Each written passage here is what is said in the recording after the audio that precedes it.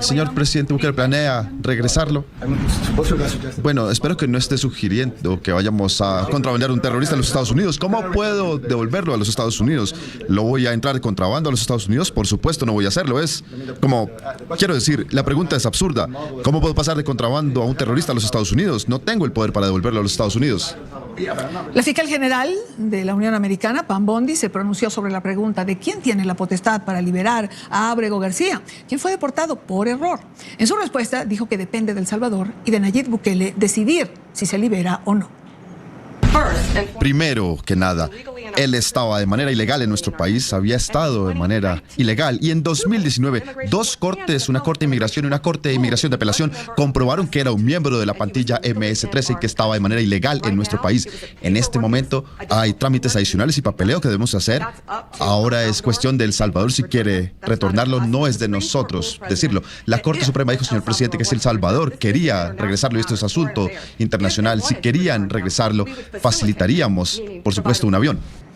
Prácticamente ningún medio ha hablado de lo que se mencionaba en este último fragmento, que este terrorista, este criminal, ya ha recibido un juicio y que ha sido determinado primero que obviamente estaba de manera ilegal en Estados Unidos, pero que además se hacía parte de estos grupos delincuenciales, por lo que cuesta entender con claridad, al menos desde el sentido común, por qué los medios de comunicación y por qué gran parte de la clase política tienen tanto interés en permitir que criminales estén andando libremente por los países. Toman a los criminales, toman a los terroristas como si fueran unas pobres víctimas, como si tuviéramos que tener compasión por ellos, sentirnos mal y sentir tristeza de que estos criminales finalmente estén pagando por todo el daño que hicieron por tanto tiempo. Pero ese es el relato de los medios de comunicación, ese es el relato de gran parte de la clase política, y esto es importante entenderlo, porque son ellos en general quienes moldean el pensamiento de la gente en prácticamente todos los aspectos. Han llevado a parte de la ciudadanía a defender criminales, a defender terroristas, y califican a cualquiera que intente garantizar la seguridad de sus territorios como nazis o fascistas. Esto es lo que dicen constantemente, lo repiten sin descanso, y por desgracia la gente cae en eso. Por desgracia la gente no tiene el contexto adecuado, no tiene la información adecuada, y cuando los medios de comunicación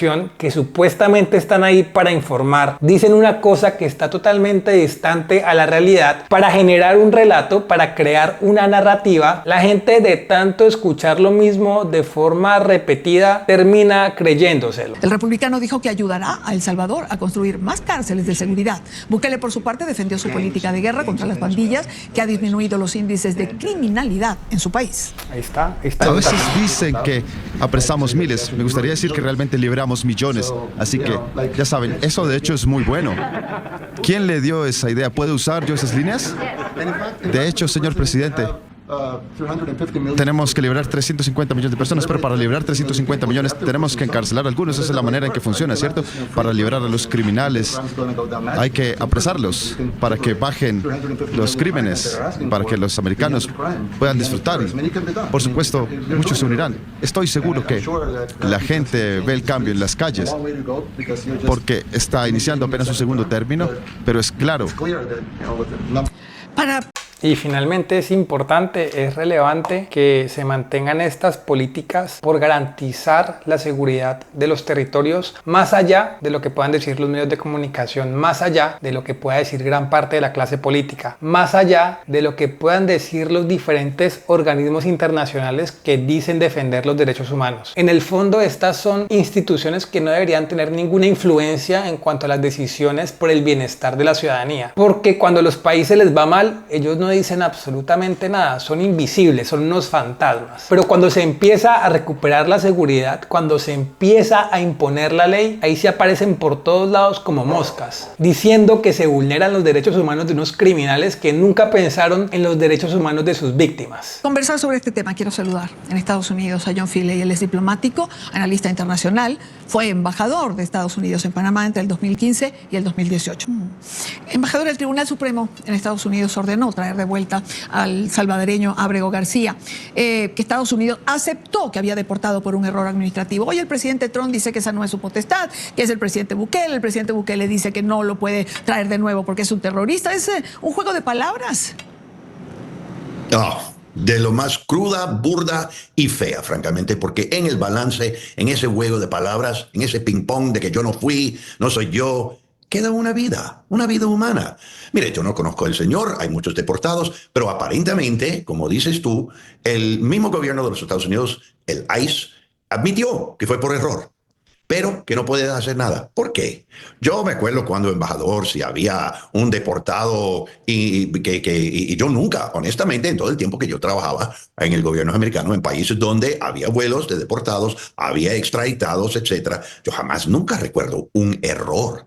Siempre enviamos a la gente correcta.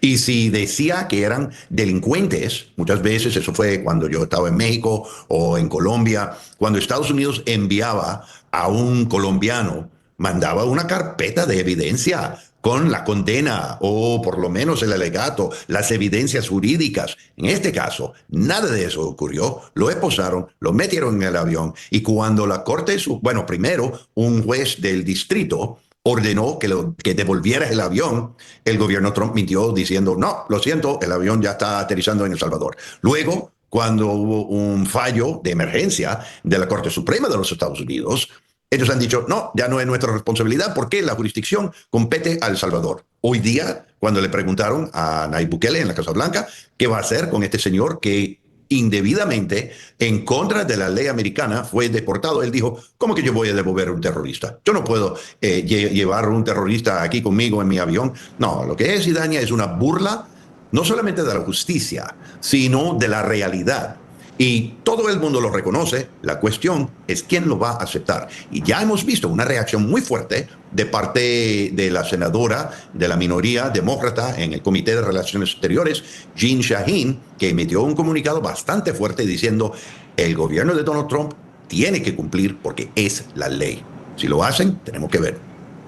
Y lo que vemos, como siempre, es la predilección de estos personajes por la defensa de los derechos de los criminales y el querer mostrar que estas medidas en contra de la criminalidad en el fondo son negativas. En todo caso, en esta particular situación, lo que hizo Donald Trump fue devolver a un ciudadano a su país de origen. Pero todo indica a que esta persona en efecto sí era un criminal, un terrorista, como lo llamó Nayib Bukele. En caso de que no fuese así, de que realmente hubiese existido un error por parte de Estados Unidos y por parte de El Salvador, será probablemente el sistema judicial salvadoreño el encargado de determinar si esta persona es inocente, si realmente no es un peligro para la ciudadanía. Pero el sugerir que debe ser liberado inmediatamente, incluso pudiendo ser un riesgo para la ciudadanía, suena un poco como una estupidez, algo que no tiene ningún sentido. Si es inocente, obviamente lo justo y lo debido es que obtenga la libertad. Pero si todo indica que hace parte de grupos delincuenciales y terroristas, no puede ser sino hasta que se demuestre su total inocencia que pueda ser liberado. Nunca antes. Porque si se deja en libertad y atenta contra la ciudadanía, el peso caerá totalmente sobre el gobierno, caerá sobre estas figuras presidenciales. No nos podemos dejar seguir engañando por este relato de los medios de comunicación, que han permitido en gran medida que en los países los criminales anden libremente. Y por eso ellos hoy en los países delinquen con total tranquilidad, porque creen que son inmunes, creen que son intocables. Pero el mensaje que tenemos que enviarles como sociedad tiene que ser todo lo contrario. Vamos a perseguirlos hasta encontrarlos y exterminarlos. Esta debe ser la prioridad de todo gobernante y el camino que como sociedad deberíamos seguir. Este fue el video de hoy. Si te gustó, no olvides dejar un like, compartir y suscribirte y nos veremos en una próxima ocasión. Chao.